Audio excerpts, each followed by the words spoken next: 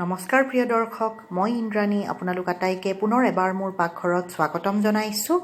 আজি মই বনাব লৈছোঁ কোমল চাউল বা বৰা চাউলৰ মিঠা জলপান।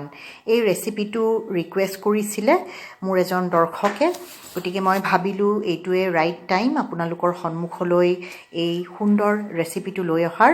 এই ৰেচিপিটো সৰুৰ পৰা আমাৰ ঘৰত আমাৰ মায়ে বনাই আমাক খুৱাইছিল, গতিকে ডাঙৰ হোৱাৰ পিছত মই মাৰ পৰা শিকি লৈছিলোঁ আৰু ঘৰত প্ৰায়ে বনাই খাওঁ, খুব ভাল পাওঁ খাই নিজেও। মোৰ ঘৰত সকলোৱে বহুত পচন্দ কৰে। আশা ৰাখিছোঁ আপোনালোকেও এই ৰেচিপিটো ভাল পাব বুলি, গতিকে ভিডিঅ'টোৰ তলত লাইক এটা দিবলৈ নাপাহৰে যেন, আৰু এই ৰেচিপিটো নিজৰ বন্ধুবৰ্গ আৰু পৰিয়ালবৰ্গৰ লগতো শ্বেয়াৰ যাতে নিশ্চয় কৰে। যিবোৰ দৰ্শক প্ৰথমবাৰৰ বাবে মোৰ চেনেলত আহিছে, আপোনালোকক ৰিকুৱেষ্ট কৰিছোঁ মোৰ চেনেলটো ছাবস্ক্ৰাইব কৰি ল'ব আৰু ওচৰত থকা বেল আইকনটোও দবাই দিব, যাতে মই আপলোড কৰাৰ লগে লগে ৰেচিপিবোৰ আপোনালোকে গম পাই যায় আৰু চাব পাৰে।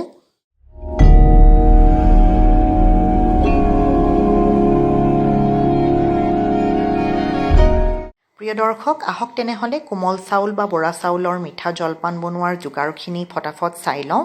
এয়া 250 গ্ৰাম বৰা চাউল ভালদৰে ধুই পৰিষ্কাৰ কৰি গোটেই ৰাতি মই তিয়াই থৈ দিছিলোঁ।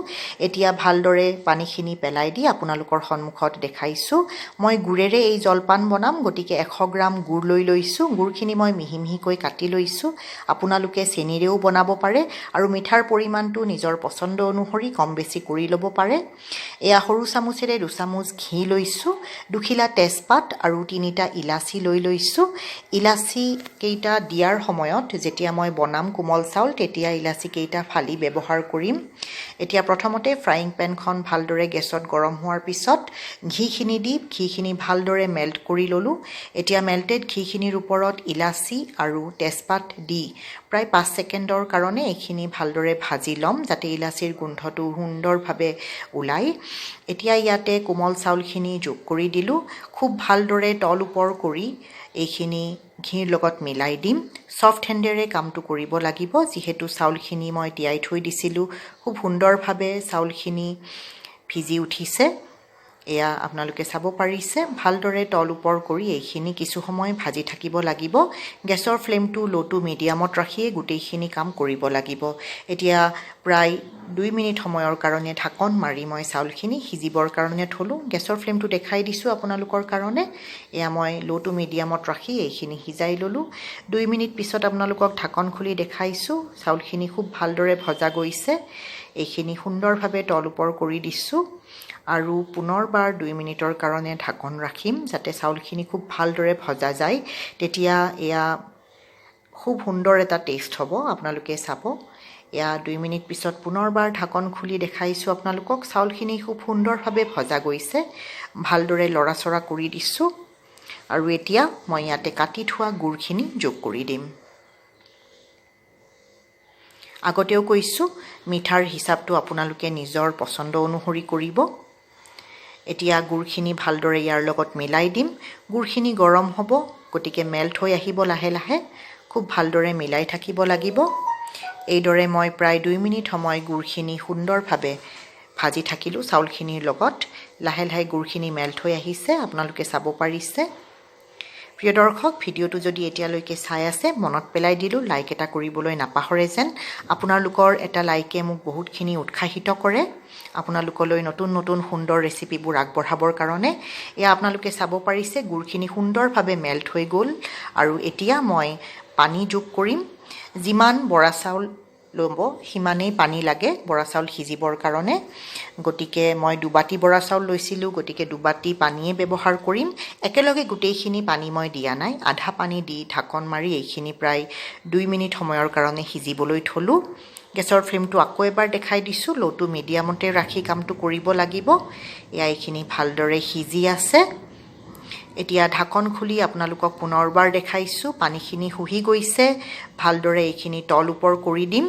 এতিয়ালৈকে একেবাৰে সিজি উঠা নাই চাউলখিনি, আৰু অকণমান সময় লাগিব, আৰু পানীও অলপ বেছি লাগিব, কাৰণ মই 1 কাপ পানীহে দিছোঁ, 1 বাটি পানীহে দিছোঁ, আৰু 1 বাটি পানী দিম। যিহেতু 2 বাটি চাউল ব্যৱহাৰ কৰিছোঁ, পুনৰবাৰ ঢাকন মাৰি 2 মিনিট সময়ৰ কাৰণে এইখিনি ভালদৰে সিজিবলৈ থ'লোঁ। এয়া চাওক, এতিয়া পানীখিনি সম্পূৰ্ণৰূপে নাইকিয়া হৈ গৈছে। এতিয়া ভালদৰে মিলাই দিম আৰু বাকি থকা পানীখিনি ইয়াতে যোগ কৰি দিম।